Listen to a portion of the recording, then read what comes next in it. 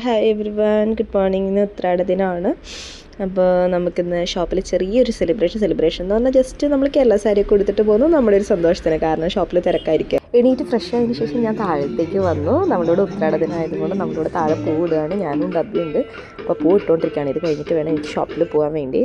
പൂക്കളൊക്കെ ഇട്ട് വന്നപ്പോഴത്തേക്കും സമയം ഒരുപാട് പോയി. അപ്പോൾ നമുക്ക് പെട്ടെന്ന് തന്നെ റെഡിയായിട്ട് ഷോപ്പിൽ പോകാം. ഇതാണ് എൻ്റെ ഫൈനൽ ലുക്ക് വരുന്നത്. എങ്ങനെയുണ്ട്, കൊള്ളാമോ? ചൂച്ചും ഗീതയും വന്നിട്ടുണ്ട്. അപ്പോൾ രാവിലെ ആയതുകൊണ്ട് വലിയ തിരക്കും കാര്യങ്ങളൊന്നുമില്ല. അപ്പോൾ നമ്മൾ ആദ്യം തന്നെ കുറച്ച് ഫോട്ടോസും കാര്യങ്ങളൊക്കെ എടുത്തു. കുറച്ചുകൂടെ കഴിഞ്ഞാൽ ഭയങ്കര തിരക്കായിരിക്കും. പിന്നെ നമുക്കിതിന് സമയം കിട്ടില്ല. അതുകൊണ്ട് നമ്മൾ കുറേ ഫോട്ടോസും അതേപോലെ വീഡിയോസൊക്കെ എടുത്തു. അതാണ് നിങ്ങൾ ഈ കണ്ടുകൊണ്ടിരിക്കുന്നത്. നിന്റെ കവളെന്താ ചോന്ന് കിടക്കുന്നത്? വല്ലതും തേച്ചോ? ഏയ്, ഞാനൊന്നും തേച്ചില്ല. ജന്മനാ എന്റെ മുഖം അങ്ങനെയാ. അസൂയ. മുണ്ടും നേരിത് മാറ്റി ചേച്ചി സാരി ഉടുത്താൽ മതിയായിരുന്നു. ഞാൻ സാരിയാണല്ലോ എടുത്തിരിക്കുന്നത്.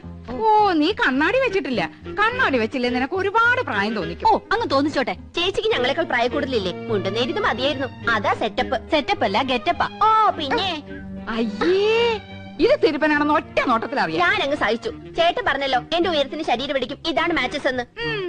ഫൈനലി ഞാനും ഗീതയും കൂടെ സദ്യ കഴിക്കാൻ വേണ്ടി നമ്മുടെ ഇപ്പുറത്തെ തന്നെ ഹോട്ടലിലാണ് നമ്മൾ സദ്യ പറഞ്ഞിട്ടുള്ളത്. അപ്പോൾ കഴിക്കാൻ വേണ്ടി വന്നിരിക്കുവാണ്. ഞങ്ങൾക്ക് ഒരുമിച്ച് വരാൻ പറ്റില്ല, കാരണം ഷോപ്പിൽ തിരക്കായതുകൊണ്ട്. അപ്പോൾ അത്രയേ ഉള്ളൂ ഉത്രാട ദിന വിശേഷങ്ങൾ. Okay, thank you.